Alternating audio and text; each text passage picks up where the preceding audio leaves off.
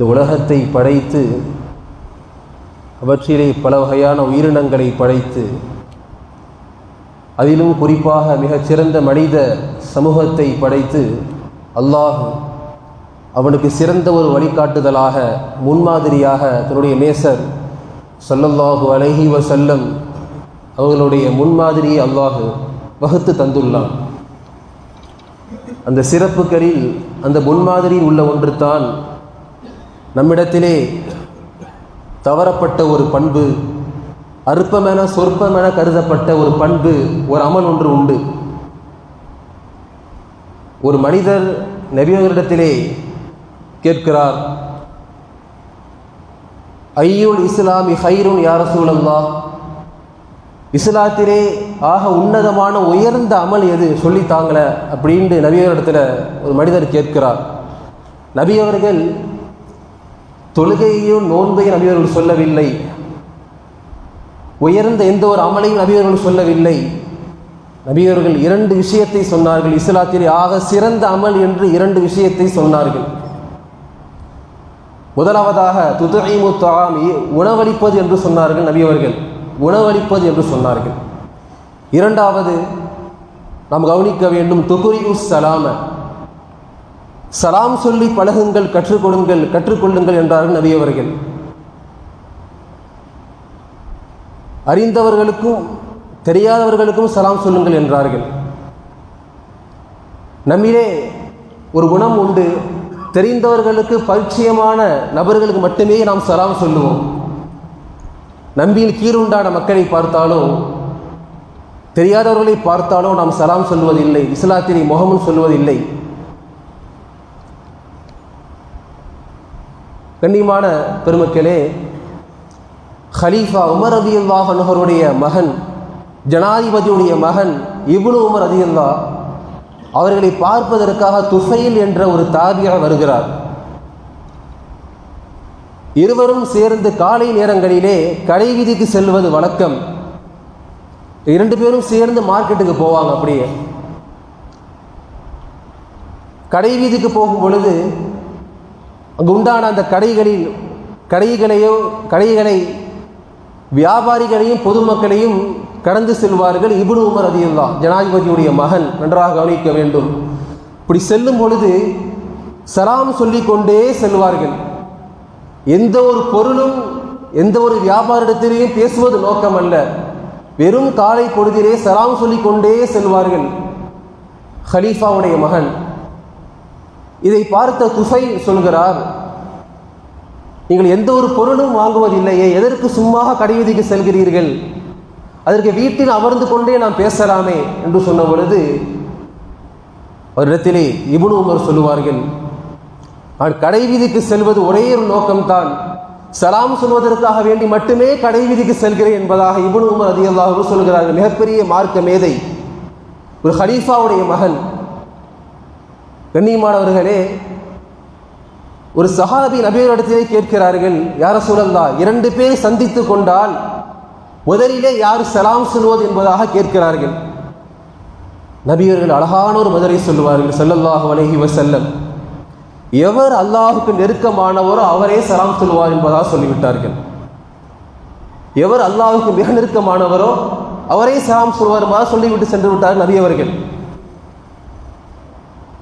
மேலான பெருமக்களே, சலாம் என்ற வார்த்தை இஸ்லாத்தில் உண்டான முகம் என்ற வார்த்தையை மிகவும் அற்பமாக நம்முடைய சமூகம் கருதுகிறது. ஏதோ மற்ற மதத்தில் உள்ளதை போல குர்பானி வணக்கத்தை போல உண்டான ஒரு வார்த்தை என்பதாக நாம் பார்க்கிறோம். ஆனால் எந்த ஒரு சாதாரண மனிதரோ மார்க்க அறிஞர்களும் இதை கற்றுத்தரவில்லை. மனித சமூகத்தை படைத்த அல்லாஹ் அந்த வார்த்தையை மனிதனுக்கு கற்றுத்தருகிறான். அது மட்டுமல்ல, மனிதன் செய்த முதல் காரியம் என்ன தெரியுமா? மனிதன் படைத்ததற்கு பின்னால் அவன் செய்த முதல் அமல் அவன் சலாம் சொல்லியது தான். பாபா ஆதம் அலைஹிஸ்ஸலாத்து வஸலாம் செய்த முதல் அமல் அவர்கள் சலாம் சொல்லியது தான். சலாம் தான் சொன்னார்கள் முதலாக. புகாரி ஷரீஃபிலே வருகிறது, அல்லாஹ் ஆதம் அலைஹிஸ்ஸலாத்தை படைத்து விட்ட பொழுது அல்லாஹ் சொல்கிறான், அங்கே போங்க, அங்கே ஒரு கூட்டம் உட்கார்ந்து இருக்கும், மலக்குமார்களுடைய சமூகம் ஒரு கூட்டம் உட்கார்ந்து இருக்கும். அவங்கள்ட்ட போய் அஸ்ஸலாமு அலைக்கும் என்ற வார்த்தையை சொல்லுங்கள் என்று அல்லாஹ் சொல்கிறான். சொல்லிவிட்டு அவர்கள் என்ன பதில் சொல்கிறார்கள் என்பதையும் நன்றாக உற்று கவனியுங்கள் என்று சொல்கிறான்.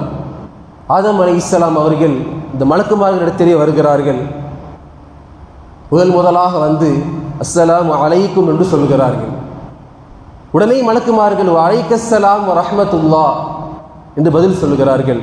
உடனே அல்லாஹ் ஆதம் அலைஹிஸ்ஸலாத்திடத்திலே அல்லாஹ் சொல்லுவான், இதுதான் உமக்கும் உங்களுடைய சமூகத்திற்கும் உண்டான காணிக்கை முஹம்மது என்று அல்லாஹ் சொல்கிறான். மனிதன் செய்த முதல் காரியமே சலாம் உரைத்தது தான். ஆனால் இந்த சலாம், இந்த இஸ்லாத்திற்கு உண்டான முஹம்மது நம் சமூகத்திலே மிகவும் ஒரு அற்பமாக கருதப்படுகிறது. அதை யாரும் பெரிதாக சொல்லுவதில்லை, கௌரவமாக கருதுகிறார்கள். எவர் முந்திக் கொண்டு சலாம் சொல்லுவாரோ அவர் பெருமையை விட்டு நீங்கியோர் என்பதாக நபிகள் சொல்லுவார்கள். அல் வாதிஉ பிஸ் சலாமி பரீஉ மினல் கிப்ர், புகாரியிலே வருகிறது. எவர் முந்திக் கொண்டு சலாம் போட்டி போட்டுக்கொண்டு சலாம் சொல்லுவாரோ அவர் பெருமையை விட்டு நீங்கியோர் என்பதாக பெருமானார் சொல்லி தருகிறார்கள். முந்திக் கொண்டு சலாம் சொல்லும் போது தான் ஒரு பெருமை, ஒரு பணிவு ஒரு மனிதனிடத்திலே வெளிப்படுகிறது. ஒரு சமூகத்திற்கு மத்தியிலே பிரியத்தை, நேசத்தை பரப்ப வேண்டும் என்று நீங்கள் ஆசைப்பட்டால் சலாம் சொல்லுங்கள் என்றார்கள் பெருமானார் ஸல்லல்லாஹு அலைஹி வஸல்லம் அவர்கள். சலாத்தினுடைய சிறப்பை, முக்கியத்துவத்தை நாம் பார்க்கிறோம். ஆனால் யார் யார் இடத்திலே சலாம் சொல்லுவது, எந்த நேரத்திலே சலாம் சொல்லுவது, அதையும் மார்க்கும் அழகாக ஒரு இங்கிதத்தை இஸ்லாம் கற்றுத் தருகிறது. வாகனத்தில் செல்பவர், வண்டியில் செல்பவர், ரோட்டில் நடந்து செல்பவர் இடத்திலே சலாம் சொல்ல வேண்டும், மார்க்கம் சொல்கிறது. அடுத்ததாக வீதியிலே நடந்து செல்பவர், அமர்ந்து செல்பவர் இடத்திலே சலாம் சொல்ல வேண்டும். இதுதான் அழகிய ஒரு முறை, ஒரு இங்கிதம். அதை போல குறைவாக இருக்கக்கூடியவர்கள் அதிகமாக இருக்கக்கூடிய இடத்திலே சலாம் சொல்ல வேண்டும். ஒரு மனிதர் ஒரு ஜமாத், ஒரு கூட்டத்தார் இடத்திலே செல்கிறார் என்றால் அந்த மனிதர் தான் அந்த கூட்டத்தாருக்கு சலாம் சொல்ல வேண்டும். சிறியவர்கள் பெரியவர்களிடத்திலே சலாம் சொல்ல வேண்டும். இது போன்ற அழகிய ஒரு இங்கிதத்தை இஸ்லாம் வகுத்து தருகிறது. சிறியவர்கள் பெரியவர்களிடத்திலே சலாம் சொல்ல வேண்டும் என்று இருந்தாலும் கூட பெரியோர்கள், சான்றோர்கள் பிள்ளைகளுக்கு சலாம் சொல்லி கற்றுக் கொடுக்க வேண்டும் என்று நபியவர்கள் அழகான ஒரு இங்கிதத்தை, ஒரு பண்பாடை சொல்லித் தருகிறார்கள். மேலான கண்ணியமான பெருமக்களே, இது போன்ற அழகிய பண்பாட்டை, ஒரு இங்கிதத்தை இஸ்லாம் காட்டி தந்த வழிமுறையை நாம் தவற விடுகிறோம். அதை வாழ்க்கையில் அதிகம் கொண்டு வர வேண்டும். ஆகவே இது போன்ற நல்ல பண்புகளை செயலில் கொண்டு வரக்கூடிய தௌஃபீக்கை அல்லாஹ் தல் புரிவானாக. வாஹிர் தஅவானா அல்ஹம்துலில்லாஹி ரப்பில் ஆலமீன்.